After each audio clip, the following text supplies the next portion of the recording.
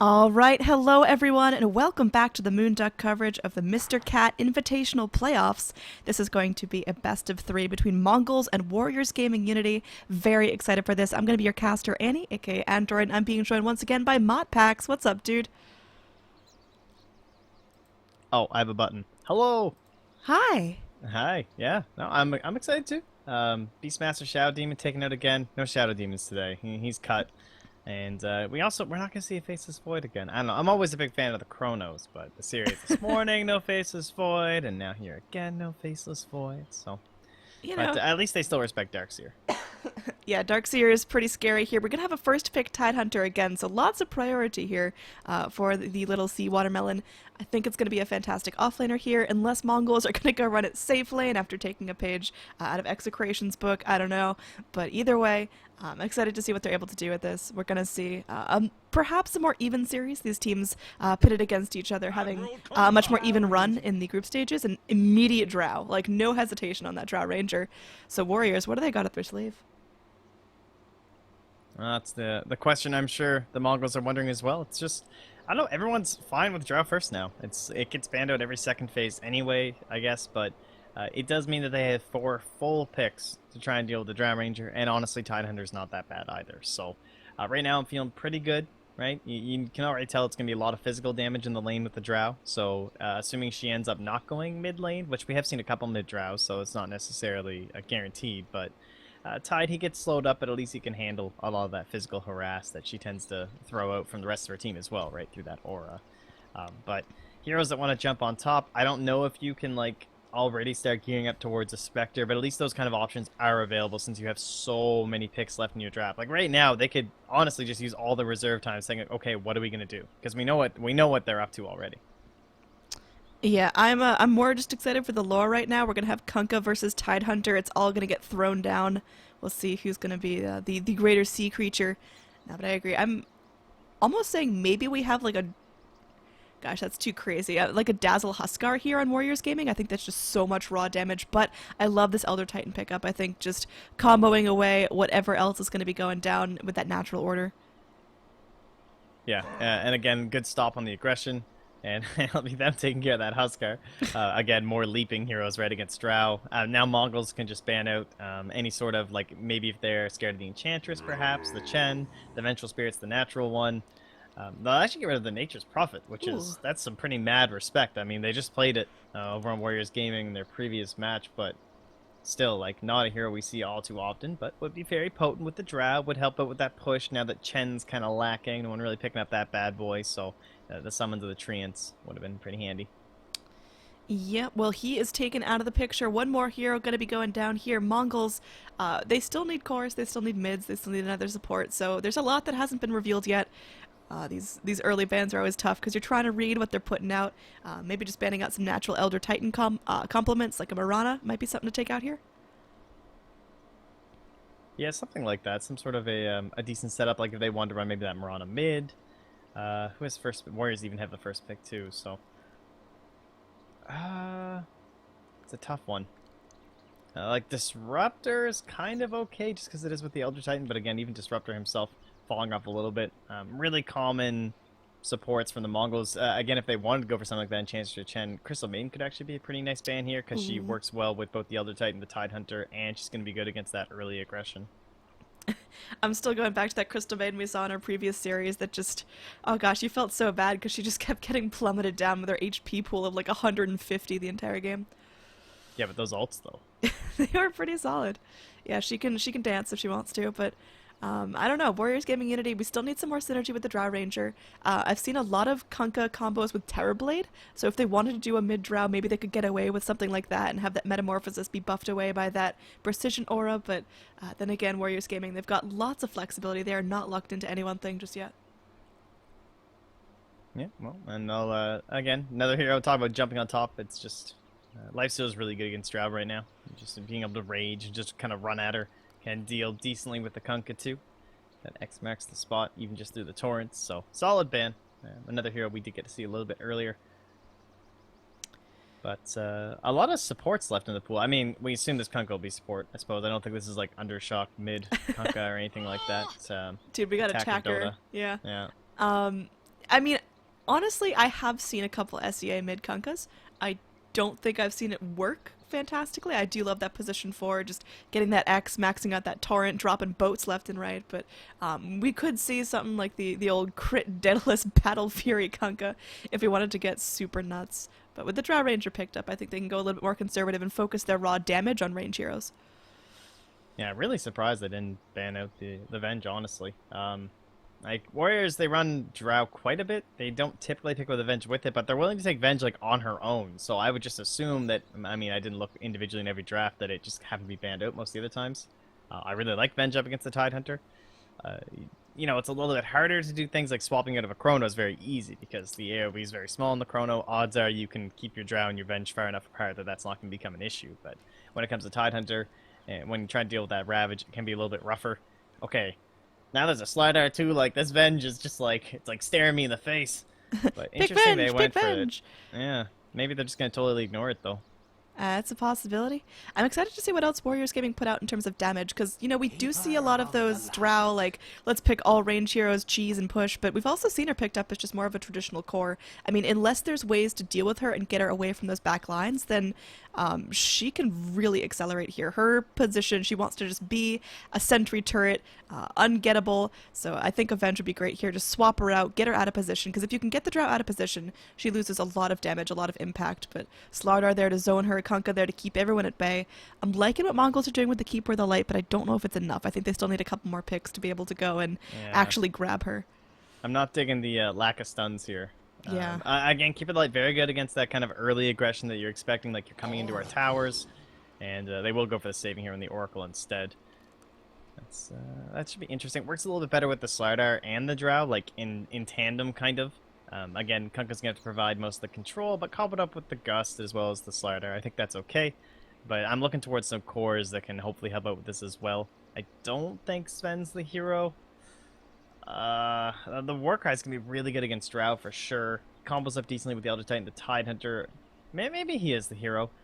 He does get, like, he can have some issues with, like, the early on X because he doesn't get BKB for a while with this whole, like, Armlet, Echo Saber, build up with, like, a Blink Dagger or something. Even if you just go Helm, Echo Saber, Blink. Like, it's so long until you actually have the BKB these days. It's not that earlier rush, and that can create some issues. So, Lifestealer, I really think was a sick ban. That would be such a good hero right now.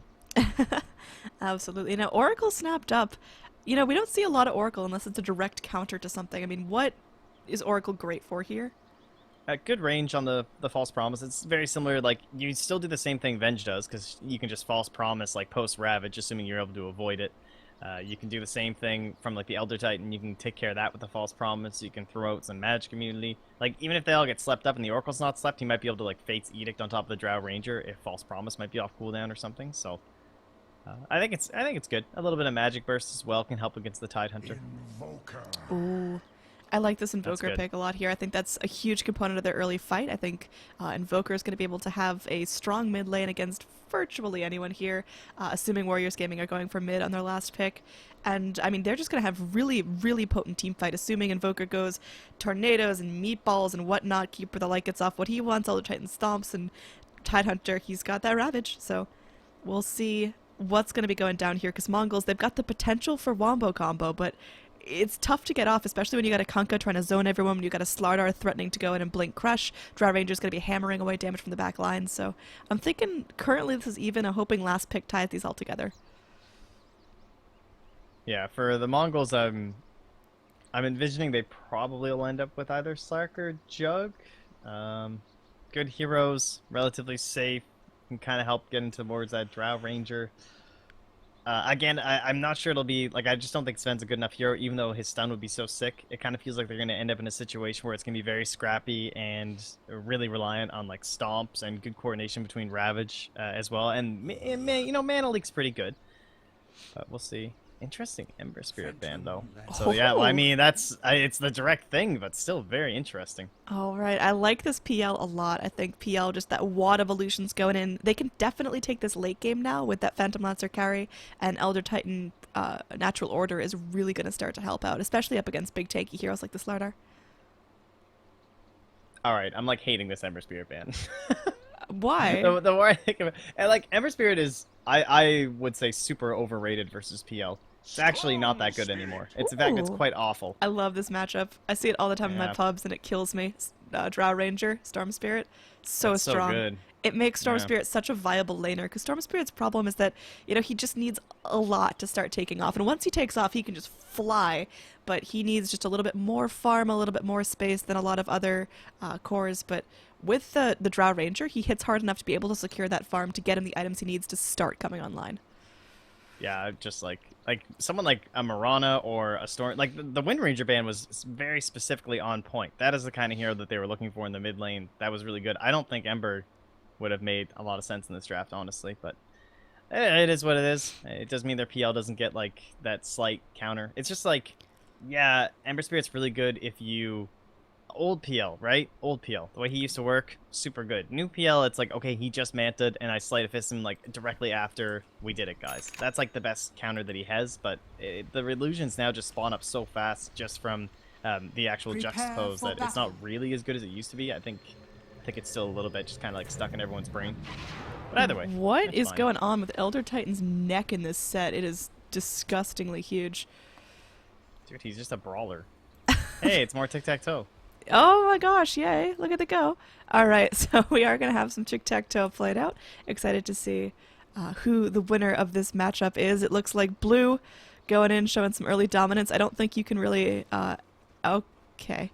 Unity, unhappy with that tic-tac-toe loss. Hopefully, they can get it together with some Dota wins. Let's look at early wards. There's going to be a dire ward here over on this high ground near the rune. I like that, spotting out any sort of support rotations coming in from the Titan or the Caudal, trying to blast someone down, but that ward will be slightly short-lived. Now, this ward over here doesn't block any camps, but gives Radiant really nice vision up in the top. Yeah, no, you can see my little camera like, what the hell is she looking? But You know, that one ward, clearly. Yeah, yeah, that is pretty good. I really like the ones that don't block camps, just because of that. Like, everyone's so on point on their ward game now that basically if you block a camp, it's gonna get dewarded every single time within like a minute. So we'll see how much that allows Tide to stay. Yeah, he actually started Irontown. Okay, so this will be probably Elder Titan heading up top after he blocks. Yeah, he even bought the boots, so this is really nice. He can just block mid, go up top, reach as much as he can. Bottom lane's gonna be fine because it's Caudal PL XD. Welcome to the year 2013. Wow, okay. So you're very happy about this Caudal pick, I take it. I mean, it's well, I wasn't digging it until they went PL because that is like honestly the worst. Like there's a reason it was run so much because there's nothing worse than being offlaner versus Caudal PL. You're done, and they have a Slardar too, so. He can stay for a little bit until the levels are up. I'm okay with him not going direct Iron Talon, but I would be surprised, I think, if he gets Iron Talon before Brown Boots. All right. Or, sorry, the other way around. If he went Brown Boots before Iron Talon, that is. So when walking in, getting that crush up, has to sit back. This Mana Leak is doing so much work. I love the early point in Mana Leak as Caudal. I think it's incredibly underrated. There are Caudals that still max out Illuminate, and yeah, it's nice for a push strat, but just the Mana Leak against someone like a Slardar that's so mana dependent, he needs that sprint, he needs that crush. It could just wreck him in lane and give Retribution so much space. Yeah, Proxy up here. He's having a decent time. I'm okay with this too. Like, offlane Elder Titan, of course, used to be a thing. A couple people, different people running it. Bulba, of course, being the biggest one. But it's okay. You can do these little spirit pulls and Oracle wisely. One. Oh, actually, he went a little too early. But it's okay. It's alright. It's good for a support, right? It's better than like trying to roam around. I don't think he'd be able to help out mid quite yet, but once he has a couple levels, he can go in, combo up with the Iron Invoker here, who is going for the Quas Wex to add a little bit of this control element that they were lacking, so. Yeah, look at that early little tornado. Just getting Nana caught up in the storm, but both these heroes trading tornado, incredibly easy. Yeah, well, he's got his goth set, but not the goth hair, which just ruins it. Let's be real. It's only good because the Invoker's I'm digging this sexy like hair. face tattoo. I've never actually seen the Invoker thing, I don't think, in a game. This is I mean, the face tattoo's neat, but he just kind of looks like a discount, like, Nightwing right now. I don't know. I like it. Alright, so either way, we are going to have a little chase through the jungle here as Wen should be able to go through. 2-minute rune not available, but he's able to go and dodge out any more aggression from the Keeper of the Light, who is going to land a Mana Leak, actually. He has to sit there and take it, and that's just allowing for way more farm on this PL, who's now top of the last hit chart. Of course, the first couple of waves don't mean a whole lot, but he's not feeling pressure from the Slardar. Do you think this is time for Slardar to go Talon and bail? With the way it's currently working, it's not too bad, but once it's like level, I mean, even level 3 is going to be pretty rough. Thankfully, the only downside to this like level 1 mana leak is that he doesn't have chakra yet, so you can't actually just like non-stop Spirit Lance spam. Alright, we haven't really talked about the Tidehunter, who's taking complete jungle priority, now has his shoes on top of the Iron Talon.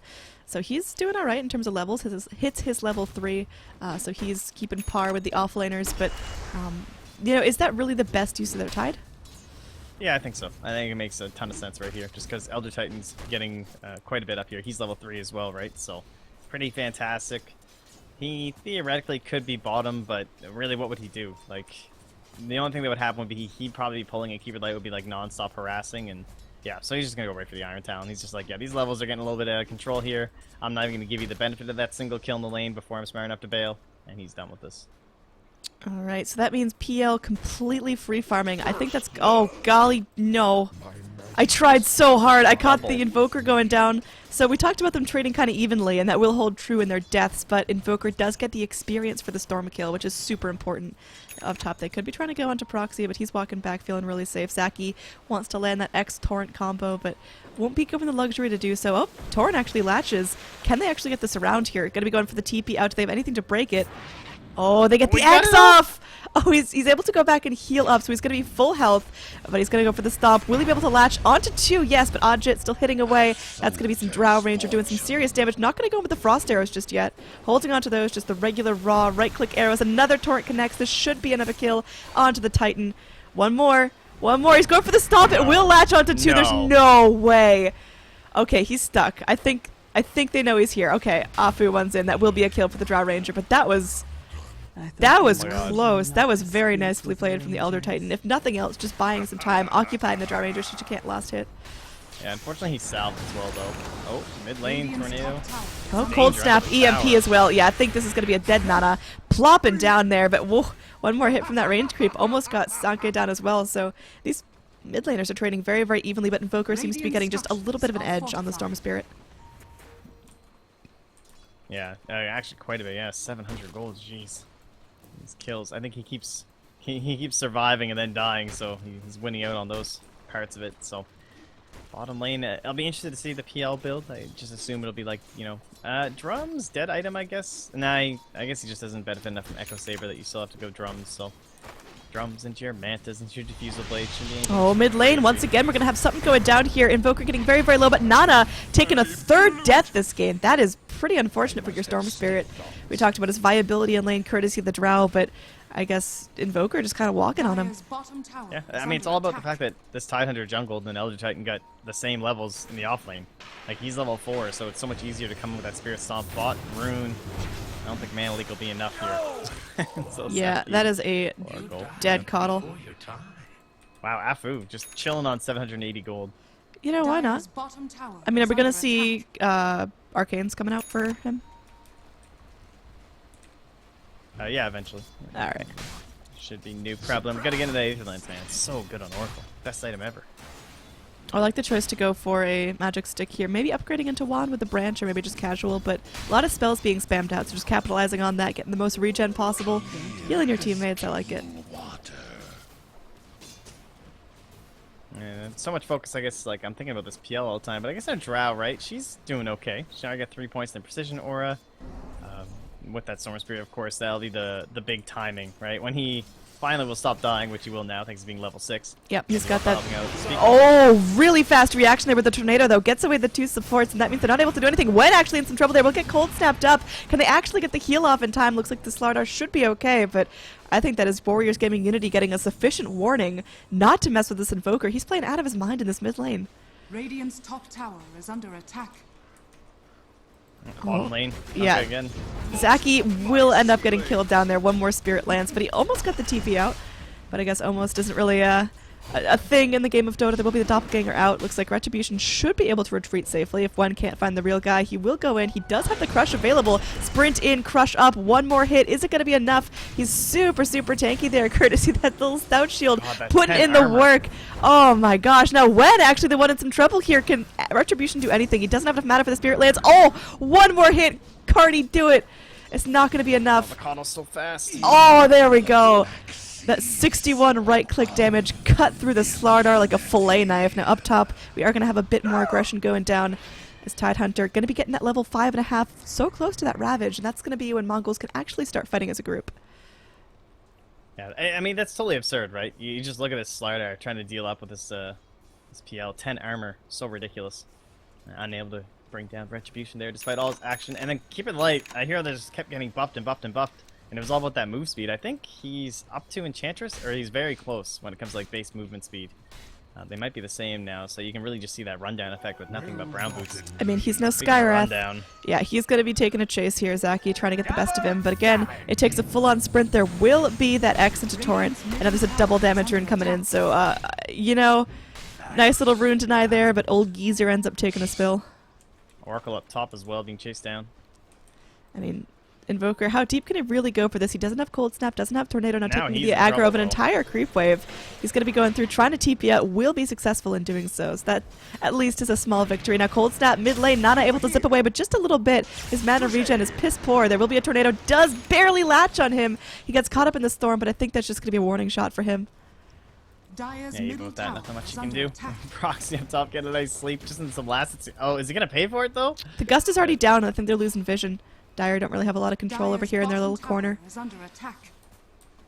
Yeah, Majit's, even with 2 points in the Frost Air, it's not going to bother trying to chase it. I guess just worried about another sleep and wasting his time. But big rotation come up here, smoked up. There is the Ravage, and the Mana Leak should set it up.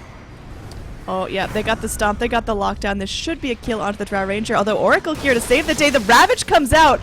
They're going to be trying to do everything they can to get Ajit down. One more hit should be enough. Keeper of the Light takes out the Drow Ranger finally, but Tidehunter will give his life for this, being healed up temporarily by the Purifying Flames, but eventually knocked down. And that's going to be Storm Spirit going and finally showing some signs of life, but Oracle, very nice play there, did exactly what he needed to do to keep the rest of his team alive, if not the Drow Ranger. Now down bottom, we could have the PL trying to reinitiate here onto Wen, but just going back, continuing the farm. I mean, this PL is doing really, really well in terms of last hits, in terms of overall net worth. Him and the Invoker tied for top. And that's the Invoker having 3 kills already. So this PL is just doing so much in terms of creep score. Yeah, he's trading out potential to kill. Like, he's not going for an earlier drums or something, so that he could like just keep totally zoning out this Slardar. So instead of that, he'll just go straight for the Boots of Travel. And ideally, he doesn't die before it comes out here. He's actually going to get recalled, of course.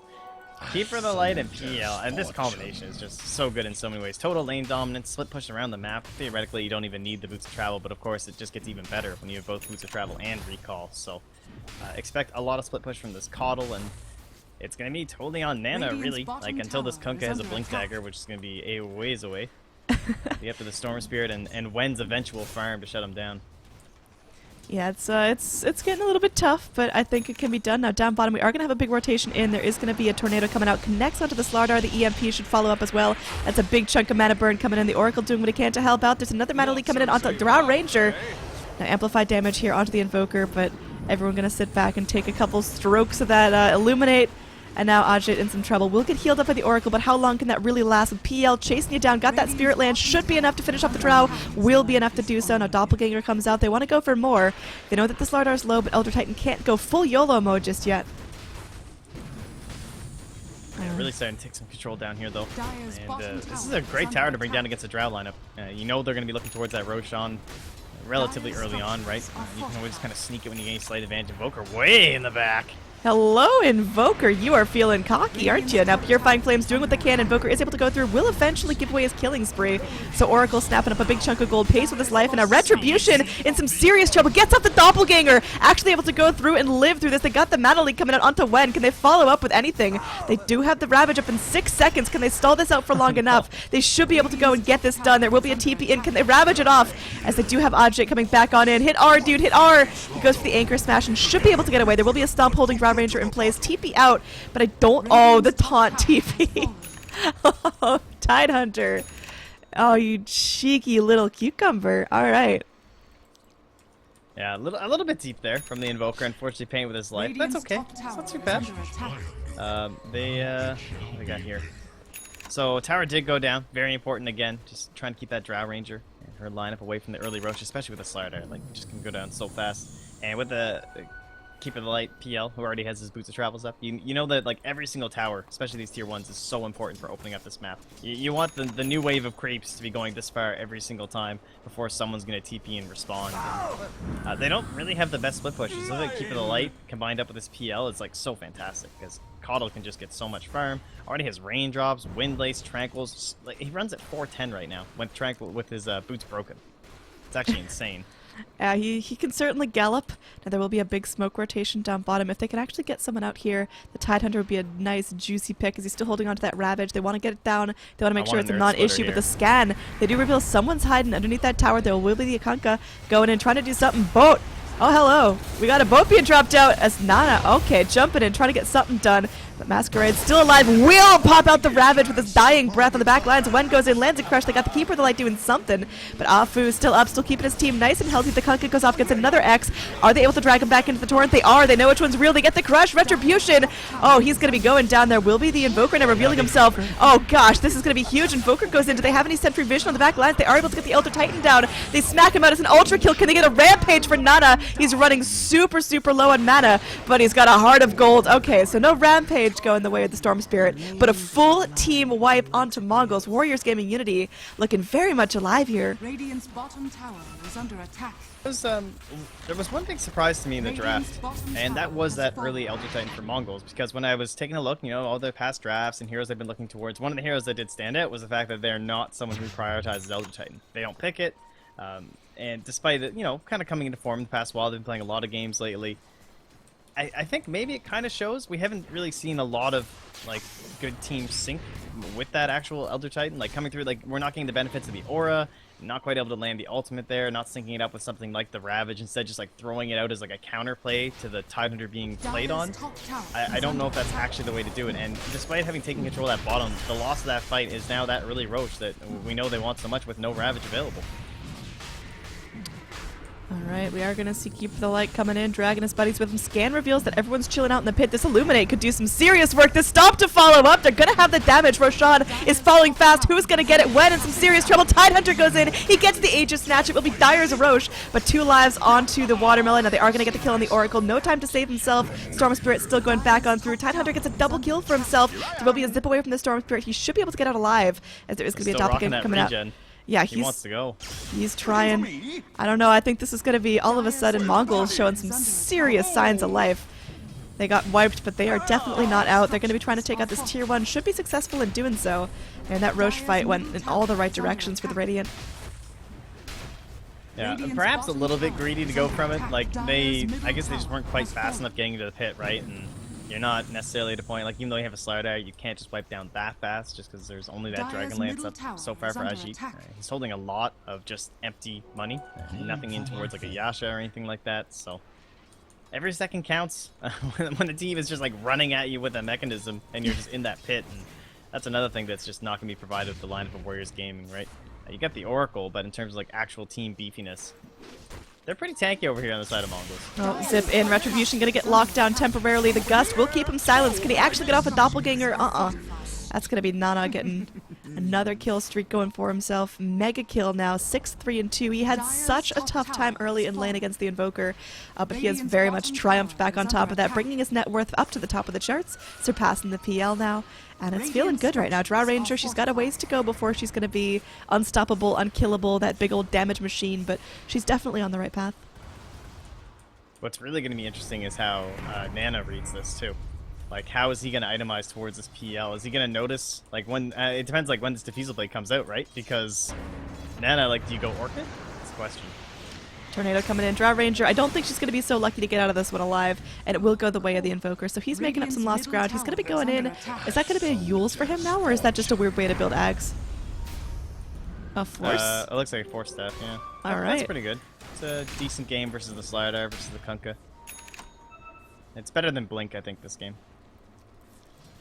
Up top, Retribution trying to make some space for himself. Little does he know that there's a Storm Spirit right under his nose, and there's going to be the amp damage coming in. They will bait out the Doppelganger. He goes in for the crush. Oh, they picked the wrong one, though. Oh, no. Oh, no, that's the wrong one. That's the worst. Oh, no, they got him. Dota. They got him, man, and there's going to be a full smoke rotation up the Mongols. They read this. They're ready to go back in for more. They're bringing the real PL to go laugh in their faces. As Invoker's ready to drop the hammer here. He's got the tornado. It will catch out. There's going to be an EMP. Stomp as well. Stomp slightly off the mark, but they should be able to get the kill on the Slardar regardless. That's going to be a kill going the way of the Phantom Lancer. So that is just utter taunt. He capitalizes on the fact that Warriors Gaming Unity made a big mistakes and goes back to take what's his. He's kicking down this tower, does have his diffusal blade at the ready. I'm excited to see what he's able to do with this. Yeah, it was such a cool rework, honestly, on the hero, right? It's like they just have this one illusion that's exactly the same as you, and they have no way to immediately tell who is who. So if you don't have that AoE lockdown, there's nothing you can do. And look at this ring around the Rosie going down. Oh, nice. Has the mana. Okay, I think Zaki gets Okay, paid for his cockiness. Yeah. And now his teammates can come and like steal some of the Radiant's gold. middle tower is under attack. Thanks for the experience, buddy. Yeah, but either way, the tower goes down, so Dire definitely getting some work done in terms of kills, but Radiant... Look at that! Look at that response. The moment he zips in, 3 TPs on the mid. Yeah, they do not like the Storm Spirit at all, and I mean, what's their solution? You've got PL, who's a diffusal carrier, which is fantastic for burning away his raw mana, but, you know, no one's really an Orchid carrier unless Invoker really wants to go for that kind of YOLO build. He can kind of go and try to keep control, but I think Nana's going to persist to be an issue. Yeah, and he's made his decision with the Bloodstone, so I do like it. It's kind of funny, like, he'll probably see this Diffusal Blade and just be like, really, dude? Like, I could have at least been burning those charges, but Manta or Diffusal, you can still get rid of the Orchid. One's just slightly more costly, and Bloodstone, I mean, we all know it's just so good on Storm Spirits, so... looking at the general lockdown, we kind of talked about it with the Elder Titan as well as that Keeper of the Light. It'll be interesting to see how are they going to try and deal with the Storm Spirit, like... who can even itemize towards it? There's like really nothing, honestly. It's like Blink Ravage. Yeah, you just kind of got to sit there and expect it, be ready to take it, and play around the potential to always be ganked, always be picked off, no matter where you are on the map. And speaking of that, we got Nana jumping in and out like it's nothing. There's another rotation in from the Invoker, but he's now got his Bloodstone up, still sitting at 12 charges, so he should be able to skirt around this. Meanwhile, the rest of the Dire are grouping up. They are going to go for a nice deep smoke here if they want to go for the mid tower or whatnot. Man, look at Storm Spirit blazing down these trees. Oh, this is so well played. Oh, he is just having Stalking. such a fun time here. He may reveal himself, try to bait out these little electric traps. Wow, look at that cockiness. I love it. He goes for the TP out. He should be able to do so. I don't think they have anything to cancel it. We are going to have a pause coming out from the Radiant. So let me start the Mongolz timer here. But, yeah, this is looking like Unity are just playing around them, toying them, and looking at the overall XP chart, it's going to be just slightly in favor of Mongolz. Overall gold, though, is starting to really show a difference. Yeah. Draw a lineup, though, I suppose, so in terms of like this early game, there's always that chance they can just suddenly turn it around, take a bunch of objectives thanks to that bonus damage, but only on 3 heroes, not quite as potent as your typical, like, 4 plus melee offlaner, or something like that. Alright, so In terms of their pickup potential, much better. Big Dire Smoke results in nothing but a rotation to their own top lane, as there will be just a callback here onto Retribution. There's nothing they can do against this unless they get in there right now. No. As they do see the PL appear down bottom, they know they've already missed their chance, and this should be a big amount of damage onto this tier 2 tower, if not the entire thing gone. That is. Like, his bots are already back up on Retribution. This combo is just, I mean, it's still so good. I mean, you can have PL just dragged around the map. Deep dive there for the Storm Spirit. He wants to just go 1v1 onto the Invoker, but I don't think they're going to be so lucky as to get down the Invoker here. He's still up, he's still fighting, he's still got a full mana pool. He's working towards that Aghanim Scepter, only needs about 3,500 more golds, or the 2,500 more golds, and that'll be his. And Nana goes back in, drops a little Static Remnant, but it's doing very little to control down this PL, who's now just making wads of blue dudes. Oh, I might set something up with the Spirit. Just gonna hold out. I mean, just waiting. Just gonna hold it for counter instead, I guess. Alright, that is a snipe. I missed Oh, the Ravage comes back in, connects onto 4. There is going to be everyone going down. The boat's coming in, the Kunkka dropping the base on the backlands. We are going to have Retribution going up into the high ground. Burns away a Diffusal charge. Nice stomp coming out, but it's not going to be enough. Retribution actually getting very, very low here. Does lose his life, but the Tidehunter's still fighting. Look how much damage he does. Oh my, he wants to finish off the Slardar so badly, but needs to back off for himself. So in the end, fantastic Ravage, but there's just no follow-up damage. And he's going to have to sit there. He will get crushed up. He will get brought down. Stop, though. Oh, my gosh. Invoker actually able to go through and help out. His right clicks are so strong. This is Warriors Gaming.Unity not knowing when to back off. They are going to have Storm Spirit here. Very little mana getting dragged up into the air. Do they have the follow-up here? The stop coming back in. Gust Drow Ranger will end up breaking the stop from Proxy. They should back off here, but what a bloody engage. What a drawn-out engage. Bottom tower is under attack. Man, that started like so poorly. The sleep into the Mist Elder Titan ulti, but thankfully the Blink Ravage. Again though, like, you can kind of see how they're not really getting that. Can you imagine if like the Spirit was up for that Ravage and was able to follow up with like the sleep and the ultimate? It would have just been an instant 5-man wipe into probably, honestly, at least a tier 3 and a Rax. Like, it would have been that easy and that good. And again, then Warriors Gaming, you know, it's not like they're playing perfect either. They made a little bit of a mistake there in terms of like coming back into that fight despite everyone being on like 60 HP. Not sure about that one, but this is the scrappy Dota we wanted, right? Last time we were talking about everyone's so clean and nice Dota, but this is everyone's going for the big plays today. This is roll up your sleeves and meet out back and just start punching. Some blue collar Dota. I'm loving it. Now we are going to have the Storm Spirit here now. 14 charges in his Bloodstone, getting very close to that Orchid. So, I mean, assuming he has all of Mongolz laid out in front of him like a buffet, who's his priority target for the Orchid? That's really tough, right? Probably the Keeper of the Light, honestly. Well, I mean, Invoker, I suppose, would be the best, but I'm just going to assume that he'll have enough allies next to him. But if you look like in towards those back lines, like, Keeper of the Light's pretty good to get rid of that mana leak, because that's like the only control element that's good up against Nana right now. Speaking of mana leak, Nana just takes care of himself right there, zipping halfway across the map to go hit a creep wave. Yeah, that was a little bit... A little bit excessive. Not sure. Yeah, maybe. Like, might have, but like, he like stole them from the Kunkka too, because Zaki was like ready to get it. He's like, no, bruh. I really need this Orchid. Well, Drow Ranger picks up a Manta style as well. She's kind of been our sleeper here. She's doing pretty well in terms of net worth. Her kill score is alright, not the most kill participation, but she's doing her job. I mean, she's farming up. She's not going to be the early game Drow pusher like we're used to seeing in the TI quals or whatnot, but she's certainly having an impact in terms of just stacking up. She's got lots of room to grow. That's one of the strengths of the Drow Ranger is she doesn't peak too early, so she can just continue to itemize well into the late game. Now, this is a weird play. This is... Radiant's bottom tower is under attack. I mean, they're not revealing to any towers or anything, but... Yeah, but look, wow, this is weird. Like, like they saw the vision. Like, they're going in, they might be able to get a kill onto the... Okay. They got... No, this was actually sick. Like, this is crazy. Okay. They're still going here. They are going to get the sleep. The EMP connects, and now the Earth Splitter as well. Zaki going to get saved up at the Oracle. They are going to bring the Anchor Smash. They're bringing the Gust as well. And that's going to be... Okay, that's going to be a zip in. Zip every which way. Nana comes back, eager to fight. There will be a buyback onto the Oracle. That was probably the quirkiest smoke rotation I've ever seen, but it somehow pays off in magnificent fashion for the Mongols. It was just, no one does this. That was so weird. Like, they have this deep ward, and they tried to scan down bottom to find if they were all there, and they didn't think they were, and then they just, like, see the solo Drow, and they Ravage her? I love it. Retribution may pay the ultimate price for this, is able to doppelganger off. There will be a stomp catching out Afu. Remember, this Oracle bought back.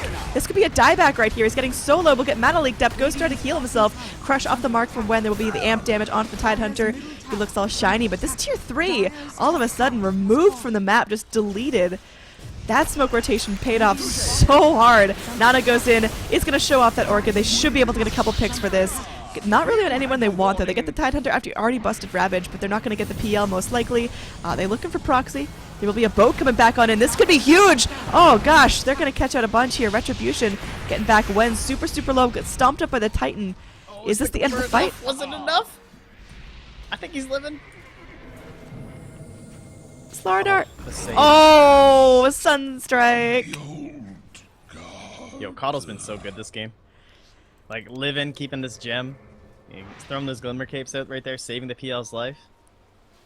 I'm loving this. If he's the one making the calls for these smoke rotations too, I'm just like, yeah, I'm bowing down. I'm just going to pretend it's him to give him even more credit.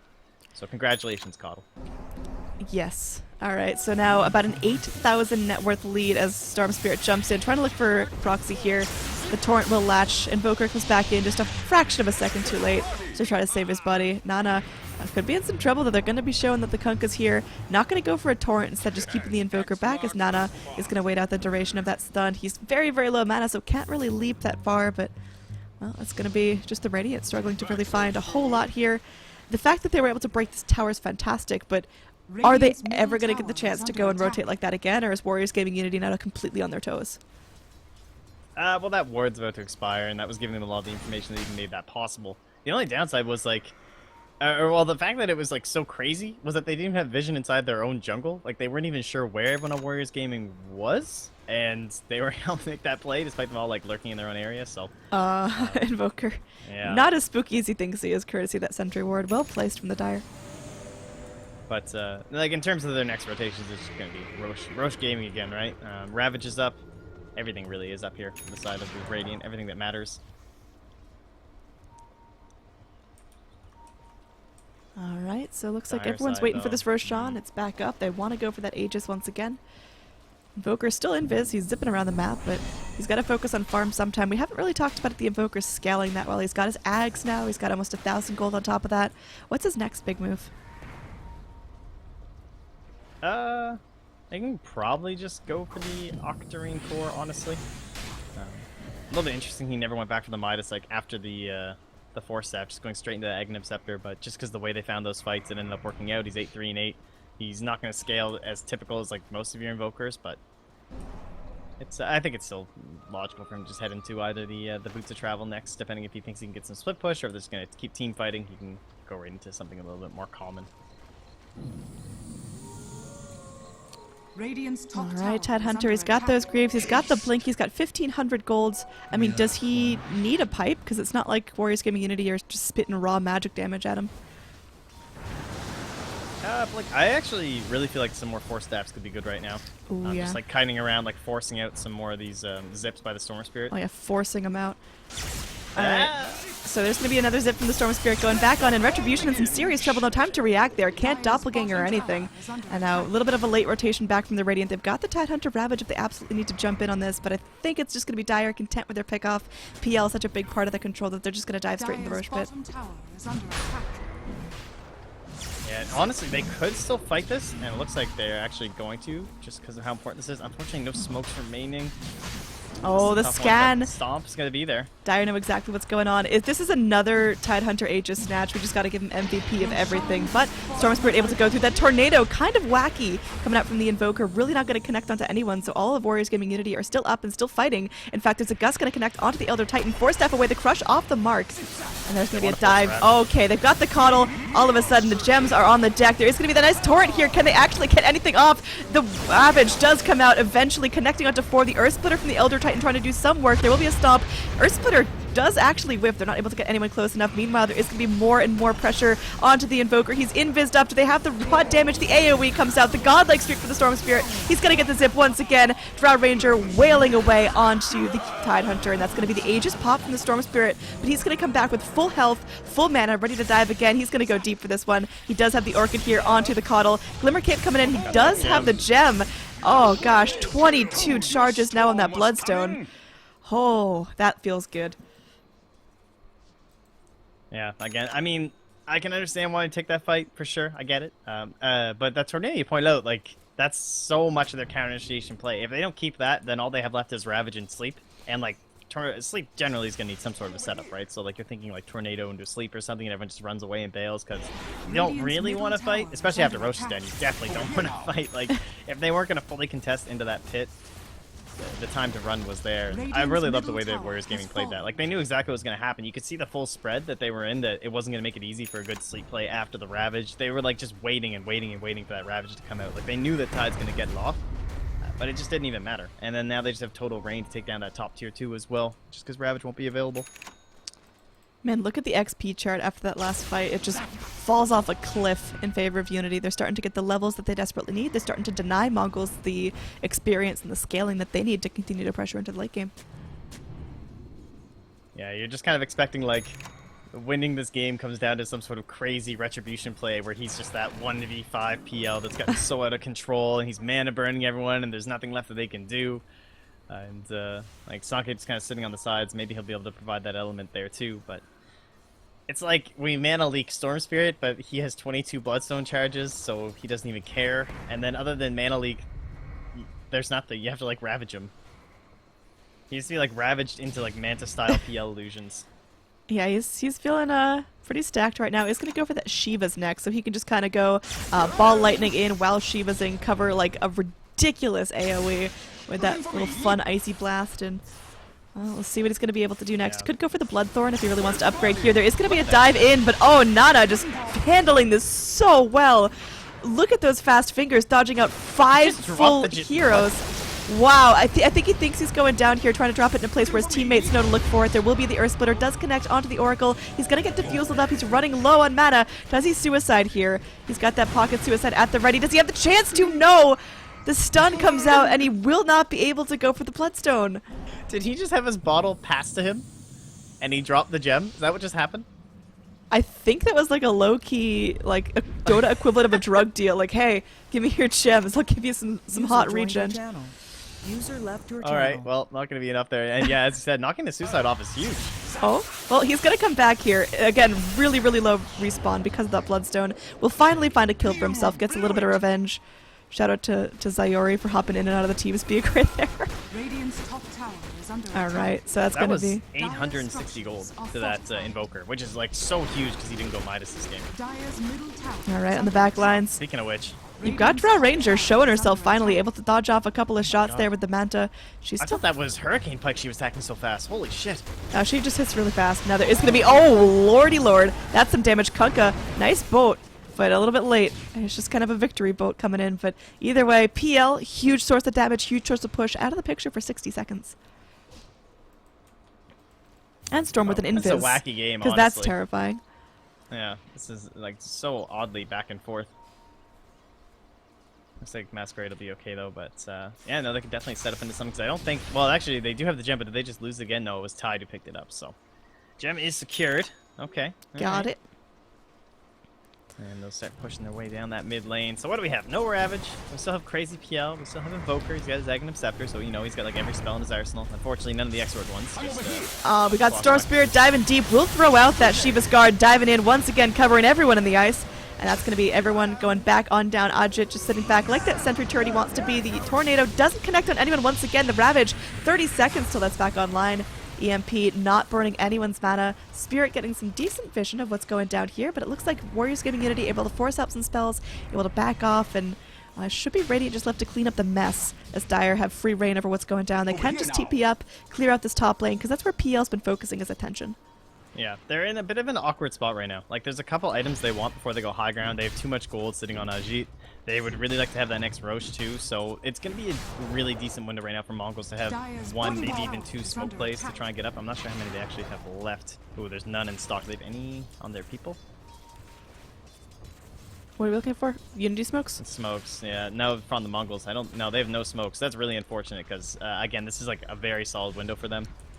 So, bottom lane though, it looks like Zach, he should get picked off here. Yeah, he's going to get tornadoed up. That pirate hits the deck. We are going to have Drow Ranger picking up an Ags. I don't know if we covered that one, but she's now spraying arrows every which way. So good versus AoE heroes like the wad of PLs. She's able to clean them up so quickly. Yeah, just opting for that before going back into like the Hurricane Pike. And this is where she decides, like, it's tough because you almost don't want to buy an item that's too big because you don't know, like, if I have the Aegis, maybe I don't need BKB and I can go for the Hurricane Pike and I can totally YOLO. But if we don't get the Aegis, then I really want to BKB. So she's just like awkwardly sitting on like 4,400 gold at this point. Dire's middle tower is I under mean, attack. why not? Just save up your money, strong independent woman. And over here we are going to have some split push going down, so mid being focused by the Radiant, Dire taking out that top, and Storm Spirit just cleaning up some more gold. He's got himself 3,300 more gold. Oh, I like this pick by the Drow Ranger. She's going to go for those lightning arrows, spritzing every which way. So just go and get that Mjolnir, combine that with the Aghanim Scepter, and everyone gets shocked. And she pushes so incredibly quickly. Yeah, she does. It's like the best combination with the Aghanim Scepter. It's so good. Good stuff. What do they have for, like, they don't have that pipe either, of course, just because, like, the way this, like, lineup works here from the boat and everything, and the way, like, Tidehunter got shut down early, he had to go Greaves, and now he wants Shiva's Guard, so I don't think anyone else will be getting a pipe here, so that's going to be great. Nothing to kind of cancel out a lot of that Maelstrom damage. And Roche, this timing on the Roche is going to be huge. We'll see here, coming up in about a minute until we find out how long the respawn is. Drow Ranger getting close to that Mjolnir if she wants to finish that off. Should just be saving up. Could go for buyback. I think that's probably a good thing to have at this point in the game. We're 36 minutes in, but it still feels incredibly even. Look at the net worth. It's going to be about 2,000, less than 2,000 difference. That's like one kill bounty can swing that in either favor. XP going to be slightly more in favor of Unity, but again, as everyone starts to max out their levels, especially on the cores, that's going to be things going right back to even once again. Yeah, Ajit is just like crushing this farm too. I'd like to see him just buy the BKB, honestly, I think. Just because they're going to get the Aegis up on Nana anyway. One would assume, being a Storm Spirit, right? Drop that down, take the Aegis, be insane, having that BKB like post-Aegis too. It's going to be like total madness, but Ajit, you gotta think he's going to be that focus. And with an Invoker, a Tidehunter, and a PL who is very farmed right now, they are going to be able to find Ajit in the back line, so I'd like to see the defensive item. I think that's what it'll go for. Okay, zip in. They get the drag back. Retribution in some trouble, but just give it a warning shot this time. Storm Spirit's going to regroup with the rest of his team. They can go. Do they have any smokes up? They don't. So just sitting back, trying to be sneaky, waiting for Radiant to overcommit to something. And this could be the play here, is Keeper the Light. Oh, it's nighttime, buddy. You don't want to do this. He's got the Glimmer Cape. There is going to be some vision coming out. Who's got it? Who's got the vision? Center ward popped out. Not going to be in time. The Torrent does come through. There will be a Tornado, though, connecting onto two. They get the Slardar dragged up in the air. They want to go for more, but a big stalemate here as no one wants to way overcommit to this. Yeah, I can't quite tell. No really deep wards on the Dire side. The Radiant side, I mean, they have some really nice ones and kind of keep a general idea as to where their rotations are going, even one up in that jungle, so props to them for that. Dire side, not so much. They only have that kind of cheeky one near the Roche pit that only covers that little spot, but it's less likely to be dewarded, which is what's pretty good about it. But they don't really know what's going on in this general vicinity, which is where, unfortunately, the Radiant are spending most of their time. Alright, Invoker, he is deep here. Everyone knows what's going down. Nice reaction there. They are going to pop out the sentry, as Invoker, actually the one to get plummeted, was not expecting that quick of a rotation, but Unity are playing as a team. First, you have to earn it. Alright, they've gone invincible mode. They're just buying a Mjolnir. She's like, nah, that's fine. It's so funny. He's always saving so much gold, like, past buyback. Before he makes decisions, so you can see that like Ajit's really calculating how he's reading this game. I really like that too. It's not just the immediate purchasing on every single item, like it's like way in advance, you know. Oh, living, dying. Oh, the crush. Oh man, Geezer on a horse falls once again. That's gonna be Coddle's 6th death of the game, and you know, twice in a row now he's just been very much out of position, giving some nice ward vision, but that one seemed avoidable. Oh man, who needs BKB? There's cheese now. That's fine. Life's fine. Alright, so Roshan going to be going down again, 3rd Roche. That's going to be a nice big contest. Mongolz cannot go back in for that. Invoker is just such a huge portion of the team fight that without him, it is not a smart idea to dive into that pit. So Storm Spirit going to go drop his TP. Cheese picked up by the Drow Ranger. So that's like 4 extra lives now on the side of Unity. If I did my math correctly, which I'm quite sure I did not. Well, I mean, again, we're talking about the lockdown. It's gonna be pretty hard to chain stun that Drow. It basically is an Aegis. Like, it's gonna be very hard to chain stun her actually into death. Alright, well, I mean... So rich. My gosh, she farms so fast. Well, especially now that she's shooting lightning in 1,000 directions. And, like, Manta Styles can just, like, push lanes. And she's actually just, like, holding onto them, though. Just more defensive. But is this our smoke play from the Dire now? Nope. They're grouping up. They're looking for something. Meanwhile, PL does pick up that heart, so he's nice and survivable. The problem is he's survivable, all right, but is he actually adding anything to the team fights? He's pushing pretty well, but it seems like when Unity want to take him out, they are certainly capable of doing so. Yeah, you could see it collapse pretty fast if they actually get Ajit.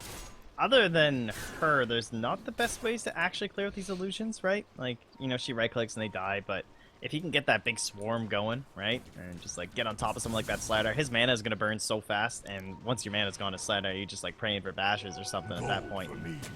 His Force Staff won't be doing him any good at that rate. Let's see what they can do on the high ground defense. Drow walks right into that EMP Tornado cold wall as well, or rather ice wall. She doesn't want to walk through that. Not going to continue It's a to cold siege. wall. It's the same thing. It's a very cold. It's water that's so cold it's actually turned into a wall. Now Nana getting healed up. There will be a stomp coming out. Does connect onto Wen, but I think this is just going to be a slow siege, slow stall out. Maybe a couple fake backs from Unity, going clearing out the rest of their lanes. heal spamming out. Now, alright, I think with 4,100 gold on the drow, that's over almost 3k on top of buyback. She can probably afford her next item, which, you know, what are we thinking here for Drow Ranger? Like, moon shards or what? Yeah, moon shards can be one of those items. Still the Hurricane, hurricane pike yeah. to upgrade into. Boots of travel still if she wants. Just got a ways to go. And then the moon shard, of course, at the very end. Never going to be a bad item on drow, really. I mean, it's never really a bad item on anyone. You got that coddle moon shard, boy, you're in for a world of hurt. That's, I mean, that's GG at that point. Yeah, interesting build from the call too. Like, despite being given quite a bit of space, like lots of last this, you know, compared to most supports, just going for value items. Oh, tornado coming in. The meatball dropping as well on the EMP, so Ajit in some trouble. Oracle has his hands full trying to keep her nice and healthy. Masquerade, meanwhile, does have that Ravage if they want to reinitiate for this. Blink in, Ravage connecting onto 4. They're looking for the Earth Splitter, is able to take down the Drow Ranger. No time to react with the cheese. Afu gonna get wiped down there by the PL Wad. Nana still up, still fighting, but surrounded by 5. Will have to TP out, but is gonna get stuck up. No mana, picked off. There's gonna be an Aegis coming back out, but the rest of the Dire don't really want to reinitiate hard onto this. They are gonna have Nana coming back with the BKB, looking for a couple kills. Will leap onto the Titan, but the Invis might be too much to deal with as he looks like he wants to go in onto the Coddle. Will drag him out, but may have overstayed his welcome as this BKB is going to run out. They will bring in the Crush from the Slardar. They're looking for more. He's going to force himself away. Goes for the TP out. They are going to go through the Yules to cancel it. They've got the stop from the Titan as well to go in. They burn up his mana, so Slardar comes right back and goes smack back to the fountain. That may have not been the cleanest play from Unity. Yeah, I mean, that was just like Force-Staff gaming. Honestly, that item is so good right now. Everyone just really starting to learn and sync with it. The very first one was really solid from Warriors Gaming. I think they Force-Staffed the Storm Spirit outside of the actual sleep in the ulti, so he got to survive a little bit longer before losing his Aegis. But then, you know, once that was gone, BKB plays and eventually getting out. And then another Force-Staff to save the Keeper of the Light too. Force-Staff chase downs. Definitely the item of the current patch, it kind of seems. Like, there's so many per game. All right, so see if Drow will add one too. overall item progression looking pretty good. Net worth is super, super close at this point, slightly in favor of Unity. About 3,500 going their way, but definitely not something that can't be picked up upon, although XP is starting to get a little bit scary. Unity seems to be running away with this, but a couple more fights like that from Mongolz, they can definitely just parade down this mid lane like they're doing. Yeah, plenty of buybacks here that they would love to force out. I don't think they'll get one. We still have Glyph, right? So, yeah, should be fine. Storm's actually not cutting mid, though. I'm kind of surprised he's not... Oh, he doesn't have Boost Travel left. That's an issue. Alright, buyback forced out from the Slardar as well as the Kunkka, but can these guys really hold it on their own? Storm Spirit, he's not coming back just yet. He's still got a cooldown on those shoes. Will he come back right now? Yeah, there he goes. He's coming back to base. They really want to defend this. There will be an X coming out. They want to do what they can. There will be a Torrent just to clear out some creeps, but Mongolz definitely having the upper hand right now.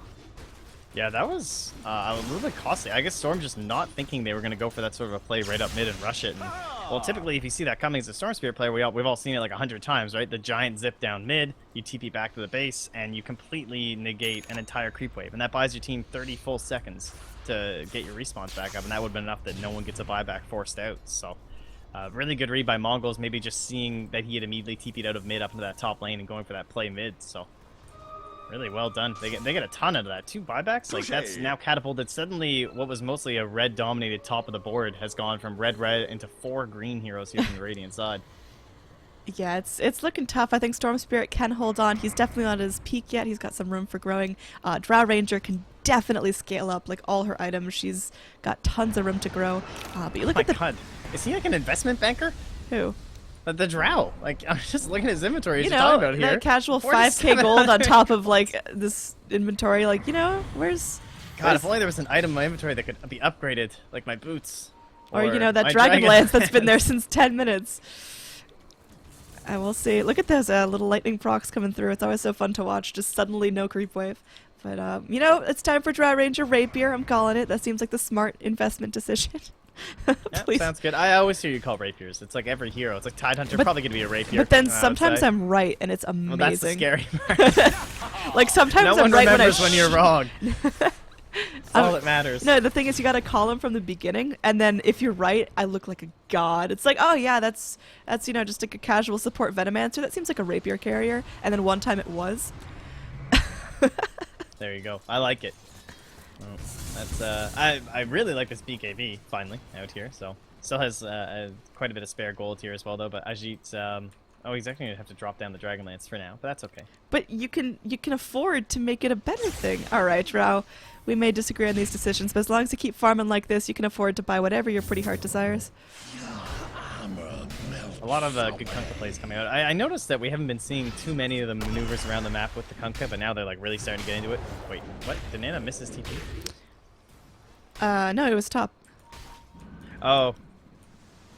He was okay. top. I thought he was going to TP Fountain, though. But No, he was in the just 'cause he creep was wave so and then low. zipped all the way back here and TP'd. I was watching the mini-map for that one. Yeah, he keeps doing that, too. But that's good. Try and keep that one constantly pressured. Never know where PL's just going to show up. Now, he's got crazy money. Is this going to be a hex or a sheep stick or what? For Wait, that is Nana? two of the same things. Wow. Yeah, well, I mean, that's because you're double right. 'Cause I it's was definitely gonna be thinking hex or Scotty, but that doesn't make sense. So it's going to be a sheep stick coming one. out. Could be Lincoln's, theoretically, but we'll see. Yeah, speaking of Lincolns, Invoker grabbed himself up a Lincoln's. There's not a whole ton of single target damage in Unity, but I guess it helps. It's good for the amplified damage, honestly, for like his Oh, ghost walk and Zaki. everything. Zaki's playing a dangerous game. Oh, the ward! Oh, there we go. There's the Tinker Ward. Goodbye, pirate. Man, I thought that was like Aether Lens for a second. McConnell got that ward up there, but mad arms. I mean, he's up on the horse, so I guess he can reach a little bit higher. Yeah, he's got like right? a staff to like lean out and really balance Yeah. something like the old people grabbers. Yeah, that's exactly what that is. They should definitely make an Arcana where he's just like a retired man in slippers galloping on like a little rascal. All right, either way. Little rascal. I like it. No, it's I think it is a Scythe game, right? And just getting those back lines against someone like this Invoker who doesn't have that BKB. Of course, you have to pop that Lincoln's first, but Dire's bottom tower the eventual is under Bloodthorn coming out, I think this is the right pairing item to go with it. All right, high ground sieged once again. Temporary lockdown there from the Oracle, but not going to be doing enough as these range racks going to crack. They're bringing the Storm Spirit all of a sudden. That Lotus Orb coming into work, doing some serious goodies. I know there will be some invis. Do they have the vision to go back on this? The Hex will finally end. Nana's BKB running low. They've got... Great bait out of the BKBs. Yeah, and I mean, there's going to be the Dire left to keep their racks up. So 2 lanes of broken racks. I mean, they have Ravage right now. oh, right? oh, they're Like, coming this back is in for this. terrifying. Storm Spirit wants to keep fighting for this, but he knows, again, there is going to be Ravage. There are going to be those big spells. Spirit Lance coming out. Mana Leak. As Nana has to sit back, play very, very safe. The Tornado comes in. Long Tornado connecting onto 2. The Deafening Blast as well. Clips onto Nana. They're looking for something. The Ravage comes in nice and deep there. Ajay going to get saved up by the Oracle this time, but Nana left to the Wolves. No mana there on that Storm Spirit. Sunstrike comes in. Wen getting very, very low. Squiggling away. Trying to get back to base safely. May not even be able to do so. The Crush to secure this escape, but all of a sudden, Mongolz looking so, so strong. A game they were at a deficit for a chunk of the time, like a decent portion of the game. They were considered behind, but they're finally regaining their footing. Nana goes in, though, gets the drag. They're looking for the Tidehunter. He's going to get tornadoed up once again. Meanwhile, 1v1 on the low ground. Slardar trying to get something done. But everyone getting very, very low. The racks will end up going down, so if nothing else, Mongolz get an objective victory. And can there be any more kills here? Illuminate coming back on through. There will be a Torrent kill. Keeper the Light going down, but that's a worthwhile trade overall. Yeah, he doesn't even have the gem anymore, so that's fine. It's over on that Tidehunter. Wow, great play by Mongolz. Yeah, I mean, you talk about the fact they're behind. They were up like 7,500 gold at the 25-minute mark, and then that giant plummet back down, and then from there was like the slow progression here from Warriors Gaming Unity. But the moment they got that Roche and they weren't able to transition that into any big plays, like that giant defense down at the bottom. I mean, Tidehunter, Elder Titan. Oh, you have to speaking play of that pretty Titan, clean. Yeah, seriously. we haven't paid That's attention to this intense. guy, but all of a sudden, hello, farm. 120 last hits. Yeah, he's doing pretty all right there. He's got himself a Hex, Sheepstick, Scythe of Vice, whatever you want to They're call sleeping, though. it. Yeah, it's Roshan. They're missing this. I don't even know if they know what's going on. If they know what's going on, they don't care whatsoever, but they got cheese all over the ground. Drow Ranger this time not going to pick it up. They give it to the Slardar as a Drow seems like, if she's caught out, she's already kind of screwed. Doesn't matter how much regen you give her, she's just going to be dead either way. Oh, Mongolz. I mean, that constant pressure on that bottom lane. Top lane with no tower as well, so start making their way up to the top. They can start to apply this pressure in here, right? Get themselves some wards up. These little spots here. That inside ward, perhaps. What about their smoke gaming? We haven't seen a nice big old smoke in quite a while. Radiant side still lacking. Dire side lacking as well. There's one sitting on the Coddle and one sitting on the Kunkka, though. So maybe that'll be something that can help turn this around. They can find that sneaky little play. Oh, look at this Storm Zip. All of okay. Neat. I like the safety mode of the X instead of having to like rely on that TP. Yeah, but that was literally all his mana, so if for some reason Mongolz decided to push that, Storm Spirit has to go back and regen for the next 15 seconds. Yeah, it's kind of sad he can't like fully wipe that whole thing too, but I guess he can just like constantly keep doing that with the Kunkka. It's like Kunkka Tinker action here, guys. Alright, there's our smoke here. You were talking about the Radiant. They got it together. They bought up the little purple package, and they're going through. They've got the Invoker, ready to debut that Octarine core, soaking up all that spell steal and whatnot, and we'll see if he's able to go. He's got those big deafening blasts. It's so weird how slow his progression is without Midas. It's actually crazy. Like, compared to most Invokers, he's just farming so slow. You know, he could always, sell Ags and go for that 55-minute Midas if he really wants to. That's probably the play. I think that's just sell all your items and 6 Midases. Alright, he's walking around as there's just going to be no man's land down this mid lane. No one wants to catch that out. It has to be a good sighting, because they have the Aegis still. Like, they're fully aware of that, despite how easy that siege was. Unfortunately, not able to contest the Roche pit, just not quite getting there in time. So Storm Spirit showing himself, could be in a little bit of trouble. He's still got a decent mana pool here, but the Yule's up. Do they have the follow-up? Lotus Orb from Tide does not fit. That's a neat little bug. Now Nana is going to get hexed up, controlled up. The Zip, though, able to get away. Well, has to watch that mana, is able to TP out. Do they have anything to break it? No. Storm Spirit was going to be a nice, easy pick for them, but they aren't able to secure it in the end. Mongolz still able to charge up the lane. They didn't bust anything huge for that. They still have the Ravage. They've still got Invoker with a decent mana pool to be able to go and get a couple more concoctions off, but it's looking like Warriors.Unity have a big chunk of work cut out for them. oh, they smoked under the Spirit. Alright. Here I am. Alright. Over here now. Still chasing? They're still going. There's going to be a Yule's up. Follow-up should be there. The Deafening Blast connecting onto a bunch. The Ravage immediately popped out. They want to go. They want to get down Afu. Afu will be able to go through and get some sort of heal, but meanwhile, Zaki, left to his own devices, just one Purifying Flames to hold him over. I don't think that's going to be enough, as Ajit needs to be very careful that the Drow Ranger wants to turn, wants to do the damage, but oh my! The Oracle's lived way too long in that fight. Ajit getting very low, goes for the Gust. Going to be mildly successful in driving back the PLs for now, but the mana burn just doing too much work as they are able to go through the Force Staff in. They bring in the Gush, they bring in the Anchor Smash. It will be Retribution coming out with a Dominating Streak. They're looking for more mana burn onto Wen. He can't really do a whole lot. Nana goes in, gets the Zip onto Retribution, but there's going to be everything back there. As, oh gosh, crushes every which way. They will finally get the kill on Retribution. Invoker down as well. Elder Titan away, so it's going to be overall a 2-for-3 trade. They're looking for more, though. They might be able to get the Tidehunter here. They go for the Hex. They bring in Nana's right click, and finally one more bash will secure the kill. Double kill for the Storm Spirit. Meanwhile, we've still got a 1v1 going down. Coddle, man. Coddle versus Kunkka. Support versus support. Old man versus old man, but just going to stalemate out. They're both gentlemen, but look at the net worth after that fight. Dead freaking even.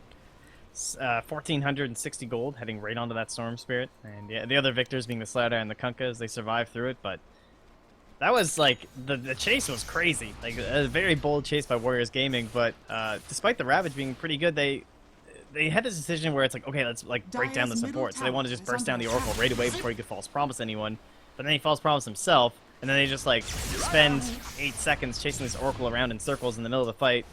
And typically when you're doing that to like a Storm Spirit or someone who's got that false promise on, right, they're like zipping and running away and stuff like that, but the Storm Spirit's still like doing full damage, and in the rest of this engagement, the Drow Ranger's doing her thing, and so it's just a little bit too much of split attention there from Mongolz, and man, it never cost them. So Warriors Gaming, they're clawing their way back.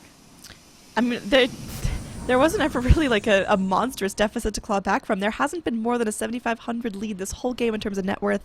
Again, XP is still kind of scary. Still about a 10,000 lead for Unity in terms of overall, where is it?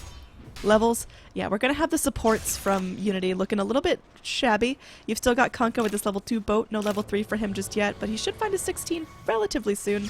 Our big cores on the side of Dire are going to be maxed out, whereas Mongolz still have room to grow in terms of levels. Yeah, that is a little bit true here. That first Rax they got, though, was just still so important to keeping the Storm Spirit's attention, but thankfully Kunkka is able to kind of make up for that. You can see how much slower it is for Nana trying to deal with this, though. Alright, so just Question kind of a... Radiant fight Roche. I think they can smoke into it, but that's going to be... it's going to be ambitious. I think they got to get a couple picks before they actually go and try to get that big stone dude down. Now, Drow Ranger, she's found another 4,000 gold, 2,000 on top of buyback. She's found herself a full MKB, boots of travels. Like, where is her room to grow right now? Realistically, not much, right? Like, what else do you want to do? I think you have to keep the Aghanim Scepter. You pretty much have to keep the Mjolnir. She might ditch the Manta probably and go into something else just because of having the BKB, going to use that defensively instead. We'll see. Probably I would still Moonshard first, I think. Yeah, I mean, she can always level up the bots, but she's starting to look pretty full up, whereas PL, he's got a little bit of room to scale. He can sell the Aquila, he can go and rebuy up the Diffusal Blade if he absolutely needs to, and Keeper the Light, definitely a lot of space to grow. Still no Ags. In fact, prioritizing the Vlads is interesting. We don't see that a lot. We don't see Keeper the Lights just be raw support. We see them try to go for the selfish items, but he's content. I think it makes sense this game.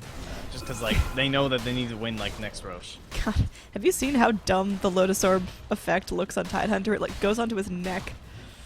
Oh, is it like the little orb where it's just like this tiny little circle on him? No, it's just like it's gel bug. It's not like around him, it's like around his face, so it's like slightly in front of him wherever he goes. Oh yeah. I think that's what Iron Shell looks like on him too, because like the way the body model works or something. It's like how you can't even see it on Tiny.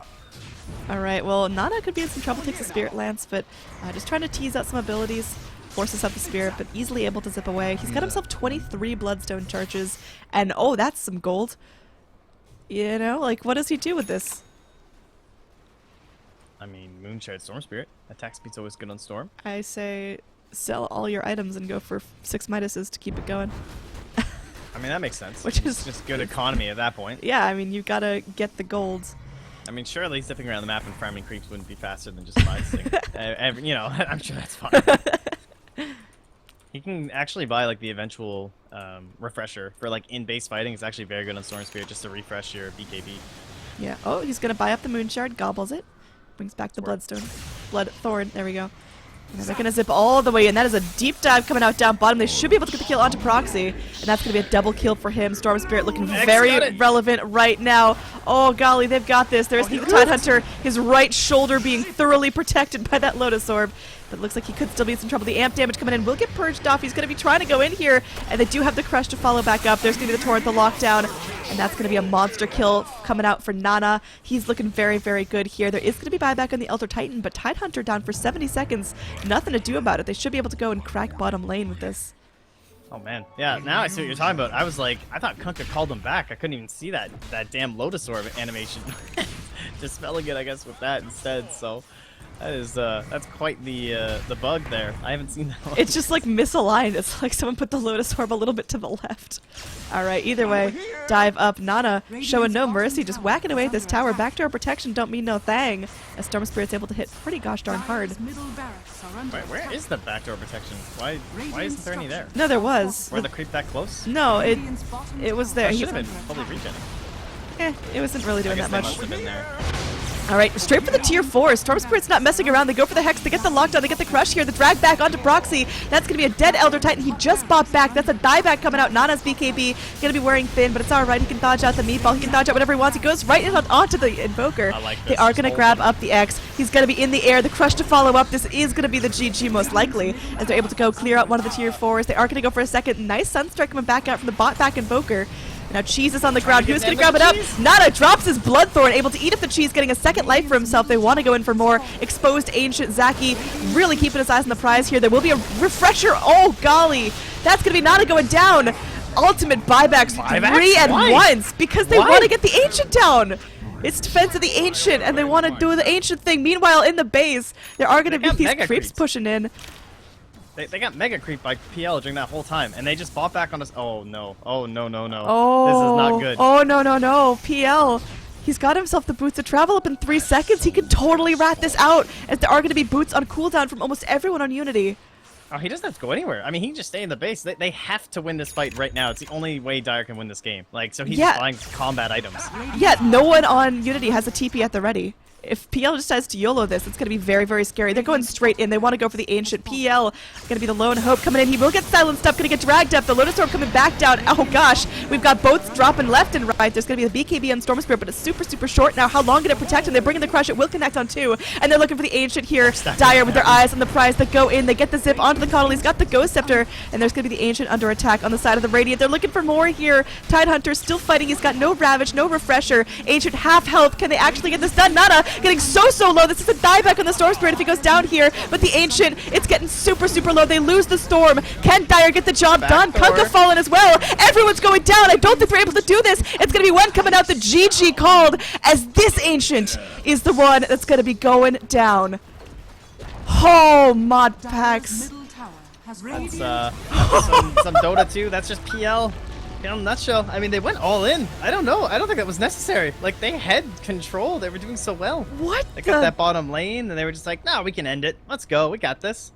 And then immediate buyback, so then you're just like, okay, now we have to win the game right now. So, well, that was a crazy finish. Huh.